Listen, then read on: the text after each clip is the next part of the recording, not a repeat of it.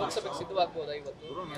ನಿಶ್ಚಿತವಾಗಿಯೂ ಕೂಡ ಇವತ್ತು ನಮ್ಮ AICC ಪ್ರಧಾನ ಕಾರ್ಯದರ್ಶಿಗಳು ಸುರ್ಜೇವಾಲಾ ಅವರು ಎಲ್ಲ ಮುಖ್ಯಮಂತ್ರಿಗಳು ಹಾಗೂ KPCC ಅಧ್ಯಕ್ಷರು ಎಲ್ಲ ಜಿಲ್ಲಾ ಉಸ್ತುವಾರಿ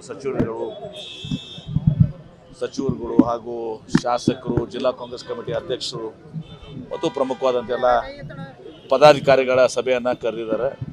ಇವತ್ತು ಇಂದು ಇಲ್ಲಿ ಸಭೆ ನಡೀತದೆ. ನಾಳೆ ಮತ್ತೆ ದೆಹಲಿಯಲ್ಲಿ ಮಧ್ಯಾಹ್ನ 3 ಗಂಟೆಗೆ ಈ ಲೋಕಸಭಾ ಉಸ್ತುವಾರಿಗಳು ಏನಿದ್ದಾರೆ ಆ ಸಭೆಯನ್ನು ಮಧ್ಯಾಹ್ನ 3 ಗಂಟೆಗೆ ಡೆಲ್ಲಿಯಲ್ಲಿ ಕರೆದಿದ್ದಾರೆ.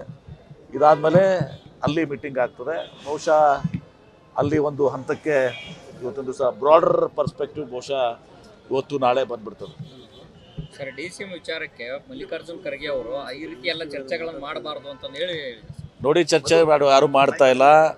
ಈಗ ನಮ್ಮ ಏನೇ ಇದ್ದರೂ ಕೂಡ ನಾವು ಮೊದಲಾದರೆ ಹೇಳುವಂಥದ್ದು ಈ ಎಲ್ಲ ವಿಚಾರಗಳು ಪಕ್ಷದ 4 ಗೋಡೆ ಒಳಗೆ ಚರ್ಚೆ ಆಗ್ತವೆ.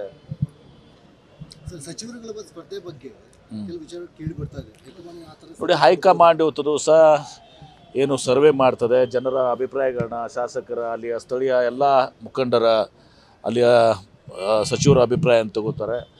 ಎಲ್ಲಿ ಇವತ್ತು ಸಚಿವರೇ ನಿಂತರೆ ನಾವು ನಿಶ್ಚಿತವಾಗಿ ನಾವು ಗೆಲ್ತೀವಿ, ಹೆಚ್ಚಿನ ಒಂದು ಇದು ಬರ್ತದೆ ಅಂದಾಗ ಪಕ್ಷ ಒಂದು ಚರ್ಚಿಸಿ ತೀರ್ಮಾನ ತೆಗೆದುಕೊಳ್ತದೆ. ನಾಳೆ ಮಧ್ಯಾಹ್ನ ಇದೆ 3 ಗಂಟೆಗೆ, ನಾಳೆ ಬೆಳಗ್ಗೆ ಹೋಗಿ. Sir, the central government has rejected the Karnataka Republic tableau, sir. How do you see this?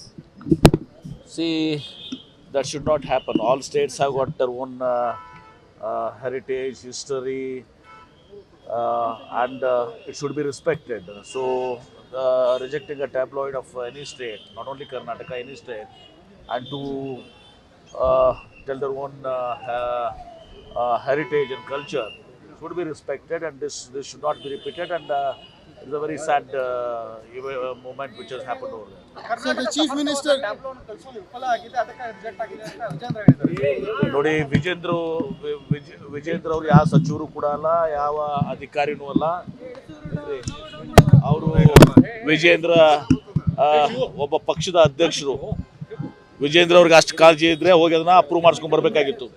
ಈ ಥರ ಆದಮೇಲೆ ಅಂತ ಹೇಳಿಕೆ ಕೊಡೋದಕ್ಕಿಂತ ಅವ್ರಿಗೇನಾದರೂ ಸ್ವಲ್ಪ ನಮ್ಮ ಕರ್ನಾಟಕದ ಇತಿಹಾಸ, ನಮ್ಮ ಸಂಸ್ಕೃತಿ, ನಮ್ಮ ಕಲೆ ಬಳಗ ಬಗ್ಗೆ ಗೌರವ ಇದ್ದರೆ ಅವ್ರು ಹೋಗಿ ಅದನ್ನ ಅಪ್ರೂವ್ ಮಾಡಿಸ್ಕೊಂಡು ಕೆಲಸ ಮಾಡಬೇಕಾಗಿತ್ತು. ಸುಮ್ಮನೆ ಸರಿಯಾಗಿ ಪ್ರಸ್ತಾವನೆ ಕಳಿಸಲ್ಲ ಅಂತ ಲಘುವಾಗಿ ಮಾತನಾಡೋದು, ಸ್ವಲ್ಪ ಇನ್ನೂ ಮ್ಯಾಚುರಿಟಿ ಬರಬೇಕಾಗಿದೆ ಅವರಿಗೆ. ನ್ಯೂಸ್ ಫಸ್ಟ್, ನಿರ್ಭೀತಿಯಿಂದ ನಿಮ್ಮ ಪರವಾಗಿ.